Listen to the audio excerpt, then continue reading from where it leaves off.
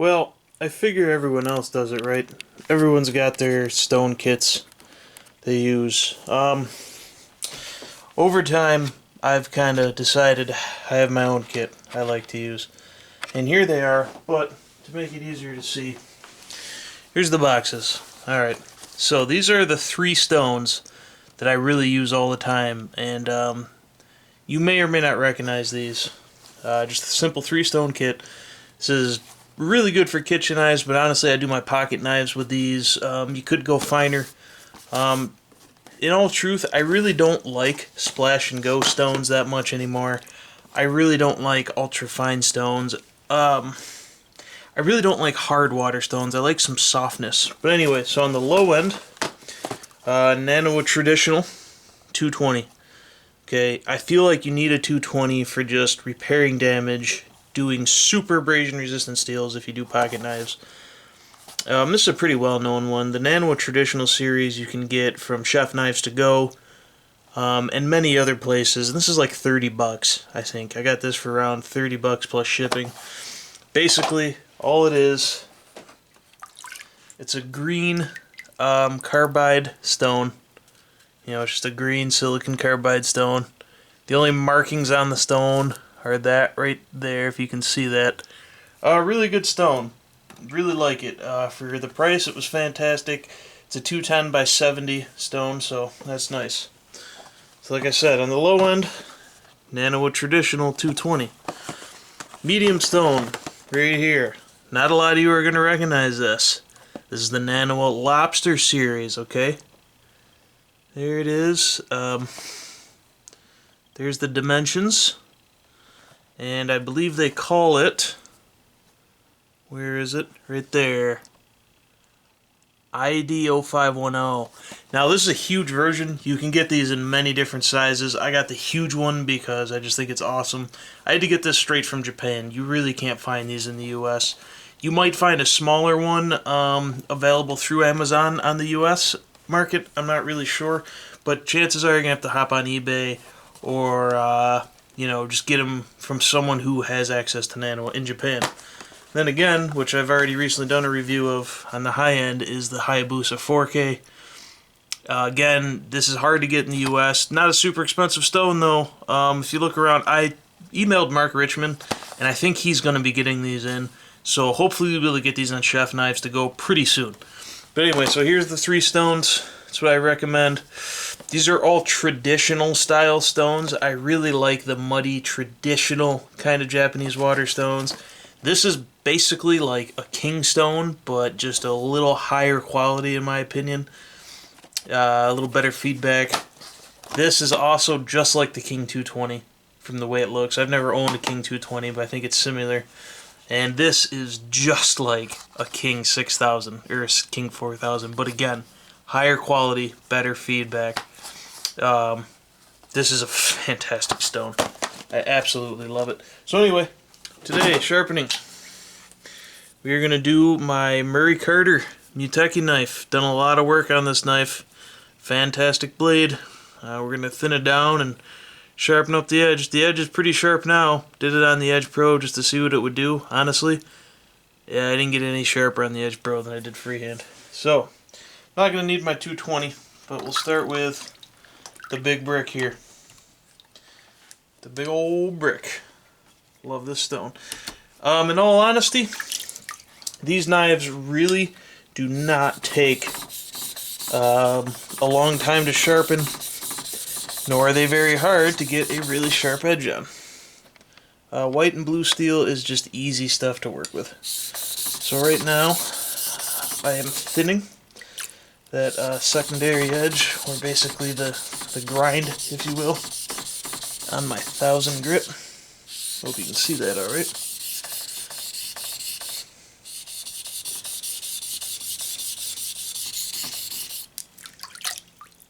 Okay, so done some thinning as opposed to there, starting to get that dark look.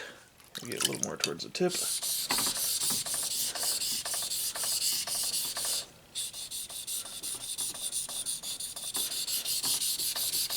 Okay, yeah, Japanese knives with traditional steels are very easy to sharpen. especially laminated ones. See how muddy this stone is? That's what you want.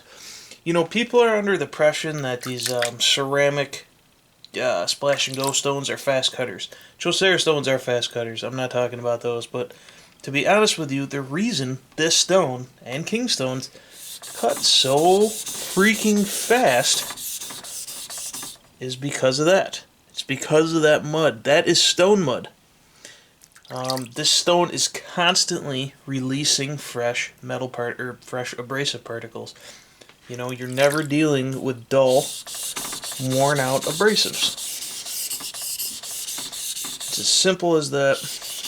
But you know, everyone wants Sharpening Pro stones and Chaucer stones, and you know, they're expensive and they just really aren't that effective. They're great polishing stones. Nano Super stones, oh my god, do those things polish. Ooh, that was a nasty sound. Nano Super stones are the best polishing stones I have ever used. And I have them. I have a lot of stones.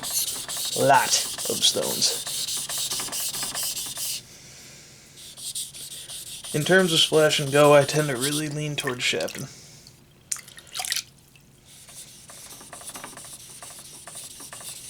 Okay, well,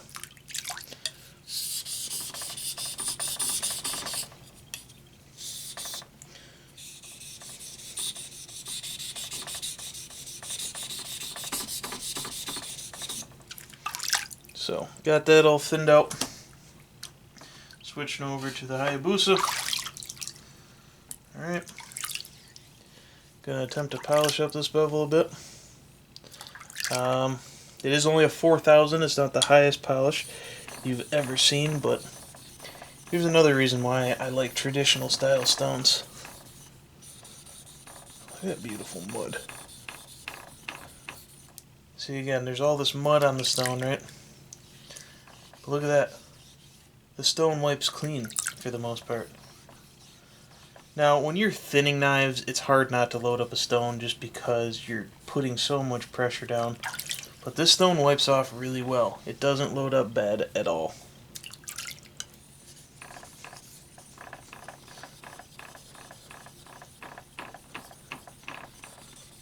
This stone definitely benefits from a good 5-minute soak or so. Smells just like a king stone too. Okay, you can see we're starting to bring our polish back a bit. Starting to come back. Okay.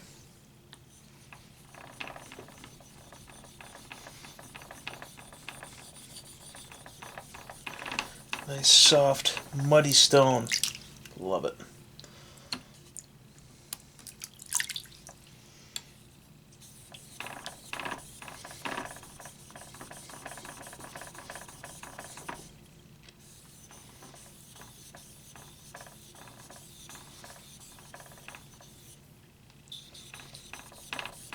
I really think the Nano Gookin series or the Gokin series are just meant to compete with King Stones. I'm not gonna lie, they're better. You know, King Stones are great. I can't take anything away from King. You know, they've been out for a long time. And they're good, very good stones, very available, and at a very good price. Now, their new stones have not really taken off too much, such as their, what are they called there? What are those new King stones? They have like the King Hyper, I think they're called. But here's the thing with King. You know, the Hyper stones didn't take off. But King just, they don't do a lot of stuff. They don't advertise, and they're assholes. You know why King are assholes? Well, I'm not going to tell you that story, actually. I don't really like putting down companies. Here's a little Chaucer Niagara stone, just to clean this guy off a little.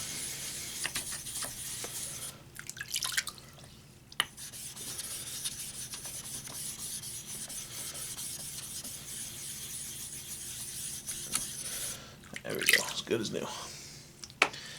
As good as brand new. Now, getting onto the edge. I gotta start speeding up here. This video is gonna get really long. So let's go ahead and remove the edge that's on it. should be enough. Alright.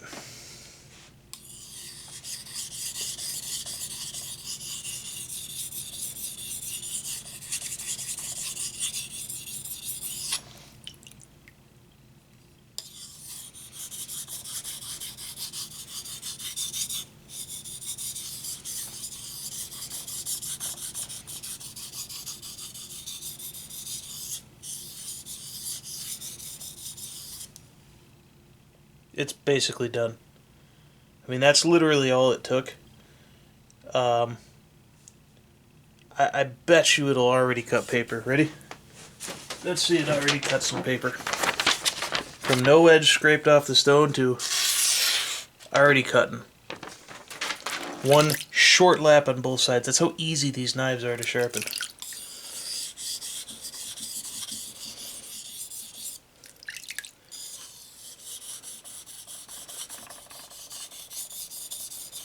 And believe me, I am not the best freehand sharpener out there. I practice a lot, and I love it, but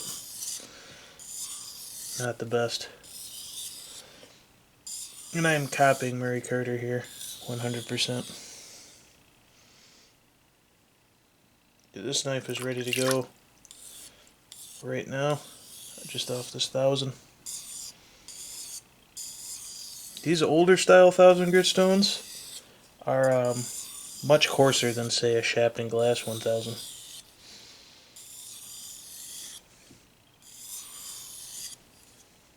Okay. Oh yeah, I mean, this knife is ready to go. We're going to go ahead and touch it up on here. With just some real gentle trailing strokes. Oops, accidentally went over angle there.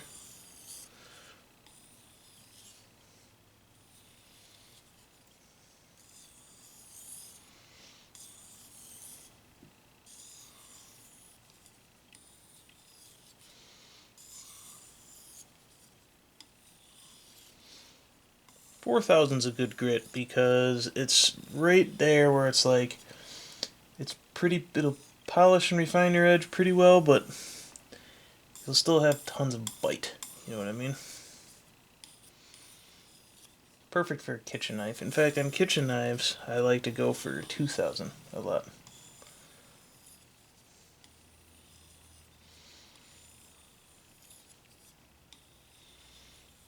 That's probably plenty. Oh yeah. Alright, so, you want me to shave some arm hair? Oop, I got some water on my camera.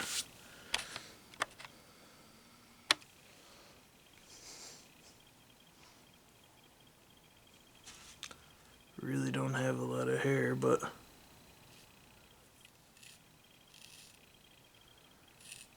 how's that? Pretty good, right?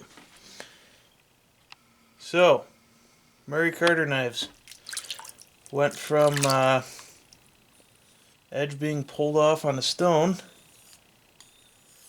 to shaving sharp in, I don't know, 10 minutes maybe? Maybe less. And that's with thinning the, you know, the bevels and all that stuff. Ooh, sorry, the paper's wet. I really don't have any paper to cut with. I never do. Never do.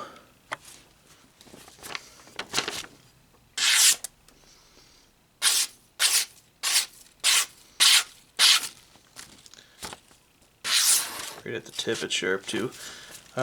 Doing the sharp tip test. If I can get it on view here.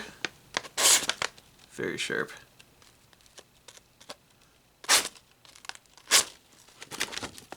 Alright guys, well, that's been it. Have a good one.